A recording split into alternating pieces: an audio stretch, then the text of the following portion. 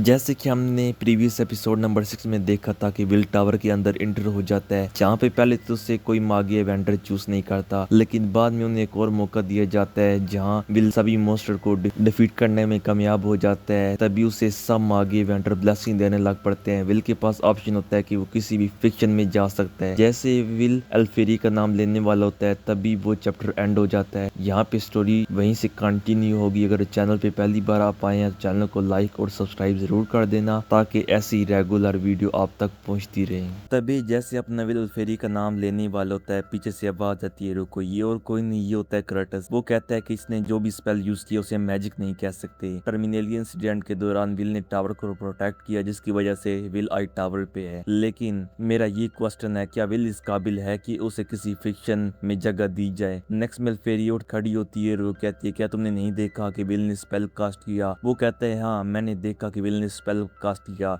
लेकिन उसने किसी की मैजिक को बस दूसरी बार यूज किया। वो कहता है मेरे ख्याल में विल और कुछ नहीं, बस एक तलवार पकड़ा हुआ इंसान है। वो बिल्कुल एक ड्वार्फ की तरह है, जिसपे वो विल को नीचे दिखाने के लिए और भी काफी ज्यादा बातें करने लग पड़ता है। तभी जो होती है एल्फ फिक्शन की लीडर, जिसका नाम हमें एलिनियोर बताया जाता है, वो कहती है कि हाँ तुम्हारी बात में पॉइंट तो है। जिस पे वो एक्सप्लेन करते हुए कहता है, और वो कहता है अगर विल की बॉडी के अंदर एक भी मैजिक का कतरा है तो वो इसे प्रूव करके दिखाए। तभी वो चुटकी बजाता है जिससे जो इंटायर एरिया होता है वो बिल्कुल ब्राइट लाइट से भर जाता है। नेक्स्ट पैनल में हमें कुछ वार्न जैसे क्रिएचर दिखाए जाते हैं जो कि विल के अराउंड अपीयर होते हैं। तभी क्रॉइस हमें एक्सप्लेन करता है कि इन मैजिकल क्रिएचर को वार्न ऊज कहा जाता है। ये अभी अभी डिवेल्प किए गए हैं और ये ड्वार्फ को चेक करने के लिए बनाए गए हैं। तभी नेक्स्ट में क्रोटस एक मैजिकल स्पेल यूज करता है जो कि वार्न को लगता है और वो एक तरह से डिसअपीयर हो जाते हैं। और वो कहता है ये देखो, ये एक ऐसे क्रिएचर है जिन्हें लो लेवल मैजिक से भी हराया जा सकता है, लेकिन शर्त है कि इन्हें हराने के लिए मैजिक इस्तेमाल करना जरूरी है। तभी नेक्स्ट पैनल में देखते हैं कि उसमें से जो एक मॉन्स्टर होता है वो विल के पीछे अपीयर हो जाता है। विल उसके अटैक को डोज करते हैं, उसके टुकड़े टुकड़े कर देते हैं, लेकिन सडनली वो मॉन्स्टर जो है उसी वक्त हील हो जाता है। ये देख के विल जो है बिल्कुल शॉक में चला जाता है क्योंकि विल के अटैक का मॉन्स्टर पे कोई भी फर्क नहीं पड़ा होता। विल ये बात रियलाइज कर लेता है कि मेरे फिजिकल अटैक इस पे कोई भी असर नहीं होगा। ये देख के जो एल्फी होती है वो भी काफी ज्यादा नर्वस हो जाती है। ये देख के अपनी क्लेरी भी एक्साइटेड हो जाता है कि अब विल क्या करेगा। तभी एक और फिक्शन का लीडर है, वो कहता है हाँ क्रोटस ने बिल्कुल एक फेयर पॉइंट उठाया है, इस बैटल से साबित हो जाएगा कि वाकई विल इतना स्ट्रांग है कि उसे किसी फिक्शन में जगह दी जाए। वो कहता है कि एज अ मैजिक वेंडर मैं इस बात पे एग्री करता हूँ। टावर जो है वो एक तरह से मैजिक की दुनिया की चोटी है और एक तलवार जो कि खुद का मैजिक भी नहीं यूज कर सकती, उसके लिए जगह बिल्कुल मायने नहीं रखती। तभी हमें नेक्स्ट पैनल विल की तरफ शिफ्ट होता है। तभी विल पीछे हटता है और वो ये सोच रहा होता है क्योंकि मेरे फिजिकल अटैक पे कोई असर नहीं होगा, क्योंकि इसे आर्टिफिशियली क्रिएट किया गया है तो इसका जरूर एक कोर भी होगा। मुझे बस इसके कोर को फाइंड करना है और उसे क्रस्ट करना है। लेकिन ये बात क्रोटस भी नोटिस कर लेता है। वो कहता है तुम कितने ज्यादा बेवकूफ हो। तभी विल जो होता है अपनी तलवार को एक तरह से उस वार्न बॉडी के अंदर डाल देता है, जिसपे जो है क्रोटस उसे कहता है इसकी बॉडी एक जेली की तरह है और ये एक ऐसी बॉडी होती है जिसके अंदर कोई कोर नहीं होता। और उसे कहता है क्या तुम एक तरह से टावर को अंडर एस्टिमेट कर रहे हो। तभी उस मॉन्स्टर के साथ लड़ते हुए विल बहुत ज्यादा स्ट्रगल कर रहे होता है। तभी वो नोट करता है कि उसकी तलवार से करंट पास हो रहा होता है। ये देख के विल अपनी तलवार को उसकी बॉडी से बाहर निकालता है और उससे दूर जाके खड़ा होता है। और वो ये बात भी रियलाइज कर देता है कि ये जो वार्म है ये एक तरह से इलेक्ट्रिसिटी से भी हमला कर सकते हैं। तभी हमें क्लेयर को दिखाया जाता है जो कि आसमान में उड़ रही होती है। वो हमें एक्सप्लेन करती है इसको एक तरह से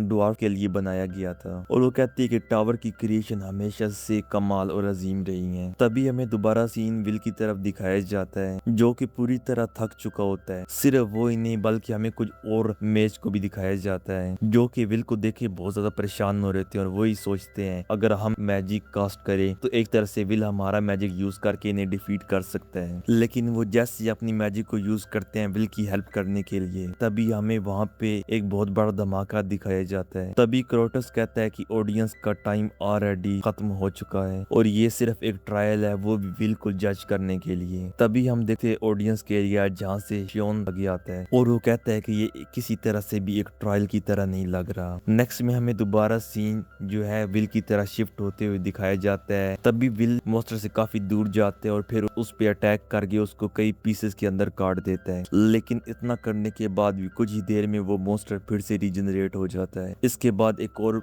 जो है धमाका दिखाया जाता है। इस धमाके की वजह से विल जो है उड़ता हुआ एक स्टोन पिलर में जाके लगता है। विल जो होता है वो बहुत ज्यादा जख्मी लग रहा होता है और वो यही सोच रहा होता है कि नहीं, मैं अभी गिव अप नहीं कर सकता। विल को इस तरह हारते हुए क्रोटस देखता है और दोबारा से एक चुटकी बजाता है, जिससे वो वॉर्न 12 विल से दूर चले जाते हैं और विल को कहता है कि इसका कोई फायदा नहीं। जैसा कि मैंने सोचा था, तुम बिल्कुल क्वालिफाई नहीं होते किसी भी फैक्शन को ज्वाइन करने के लिए। एक तरह से विल को कहता है कि तुम डिस्क्वालीफाई हो चुकी हो किसी भी फैक्शन को ज्वाइन करने के लिए। तभी हमें विल दिखाया जाता है जो कि सुन के पूरी तरह टूट जाता है। क्रोटस जो होता है वो विल को दोबारा से जो है कलरलेस कर देता है और एक तरह से वो टावर के सबसे वीक मैजिशियन में विल को शामिल कर देता है। नेक्स्ट में वो काफी ज्यादा बातें करता है, जिसके बाद वो कहता है, तभी क्रोटस कहता है कि मैं कोशिश करूंगा कि तुम्हारी इस अननोन पावर की मिस्ट्री को मैं सुलझाऊं और इसे मैजिकल वर्ल्ड के लोगों के साथ भी शेयर करूं।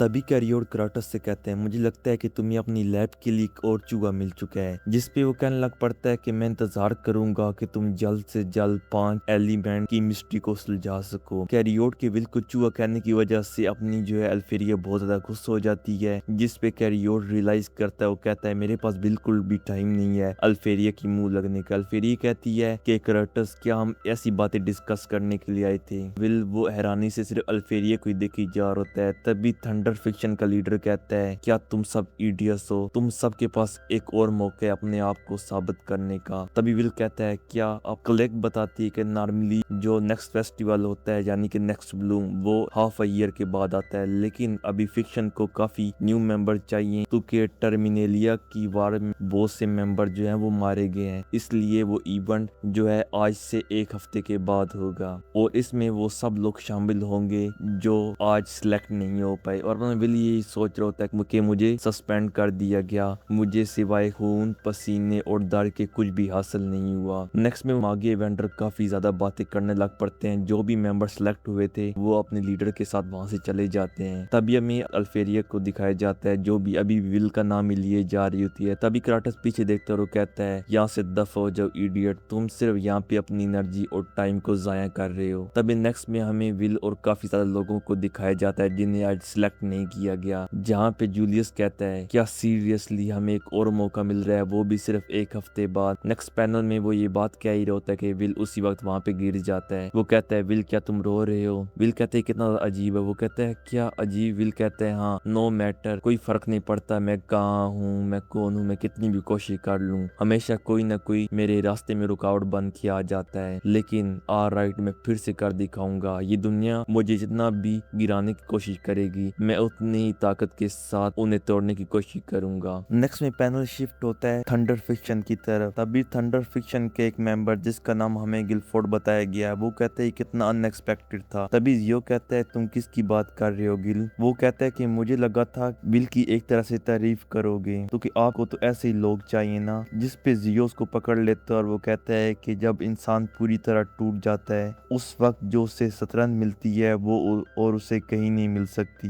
तभी नेक्स्ट पैनल में हमें टावर का सीन दिखाया जाता है जहाँ पे अपना विल जो होता है फिर से बुक में जो है मैजिक के बारे में पढ़ने लग पड़ते हैं। तभी कोई स्टूडेंट आते हैं, वो कहते हैं, क्या तुम पढ़ रहे हो विल? क्या तुम हमारे साथ कोई डेंजर क्लियर करने के लिए जा सकती हो? विल कहता है, क्या मैं? उसी वक्त जूलियस की एंट्री होती है। जूलियस कहता है कि तुम इनके साथ टाइम वेस्ट करने की बिल्कुल जरूरत नहीं है, तुम मेरे साथ ट्रेनिंग करो। ये देख के विल बहुत ज्यादा शौक हो जाता है। जूलियस कहता है कि हाँ, तुम्हारे पास अभी टाइम नहीं है इन स्ट्रेंजर लोगों के साथ डंजन क्लियर करने का, तुम्हें बस ये फिंगर आउट करना है कि तुम अपने मैजिक को कैसे कंट्रोल कर सकते हो। जूलियस कहता है कि हाँ, मैं ही सिर्फ वो गया हूँ तो तुम्हारी हेल्प कर सकता हूँ। विल कहता है कि ये सुन के मुझे बहुत खुशी हुई, लेकिन तुम मेरी हेल्प कैसे कर सकते हो? जूलियस कहता है, मैंने तुम्हारे बारे में बहुत सोचा, मैं तुम्हें एक मेंबर नहीं बल्कि एक दोस्त की तरह देखता हूँ। ये विल जो होता है वो खुशी से पागल ही होने वाला होता है। वो कहता है, वो जूलियस, तुम्हारा बहुत शुक्रिया कि तुम मेरी हेल्प करना चाहते हो। जूलियस मन ही मन में सोच रहे होते, ये कितना ज्यादा बेवकूफ है, एक टैलेंट लेस लड़का, इससे क्या लगा कोई भी वैसे इसकी हेल्प करेगा। और वो ये सोच रहा होता है कि मैं विल की हेल्प करूंगा जिससे इम्प्रेस होके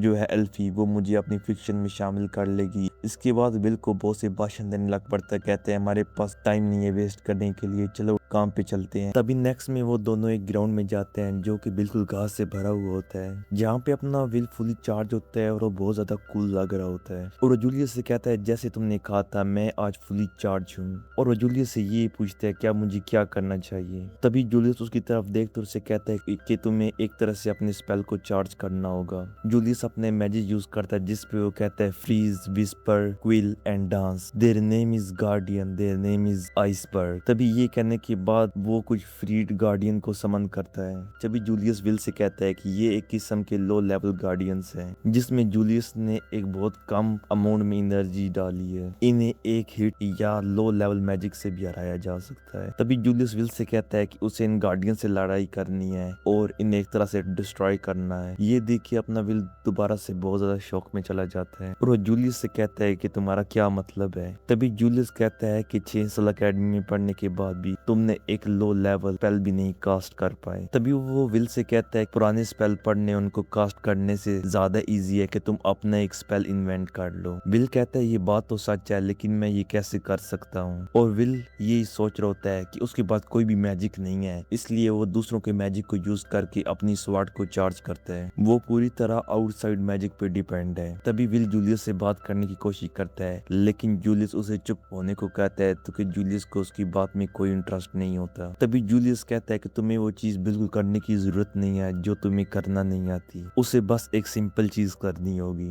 तभी जूलियस कहता है कोई फर्क नहीं पड़ता कि तुम कहाँ से मैजिक लेते हो, सबसे मेन इंपॉर्टेंट थिंग है कि उस मैजिक को तुम कितनी देर तक अपने अंदर रख सकते हो। अगर वो बाहर से लियो मैजिक को लाइफ टाइम के लिए अपने अंदर रख सकते हो तो ये तुम्हारा मैजिक है। मैं वैसे तो जूलियस को कोई क्रेडिट नहीं देना चाहता लेकिन हाँ ये बात जूलियस ने बिल्कुल सच कही है। जूलियस विल से कहता है कि जो भी वो मैजिक बाहर से लेता है वो उसका 100% यूज करता है लेकिन उसे ये रिड्यूस करना होगा। जितना कम वो उस मैजिकल एनर्जी को यूज करेगा इतना देर वो उस एनर्जी को अपने अंदर रख सकता है। अगर वो इस मैजिक को कम यूज करे तो वो इस एनर्जी को अपने बॉडी में रख सकता है कुछ दिनों, हालांकि सोते हुए भी। और आइडियली उसे बस ये सीखना है कि कैसे वो इस आउटपुट को इंक्रीज या डिक्रीज कर सके ताकि बैटल के दौरान विल अपनी एनर्जी को फुली पोटेंशियल पे यूज करे और जब बैटल ना हो तो विल इस एनर्जी को अपनी बॉडी के अंदर रख सके। अगर विल ये करने में कामयाब हो जाता है तो एक तरह से ये विल का मैजिक है। और इसी के साथ ही एपिसोड नंबर 7 एंड हो जाती है। अगर आपको एपिसोड अच्छी लगी हो तो लाइक और सब्सक्राइब जरूर कर देना।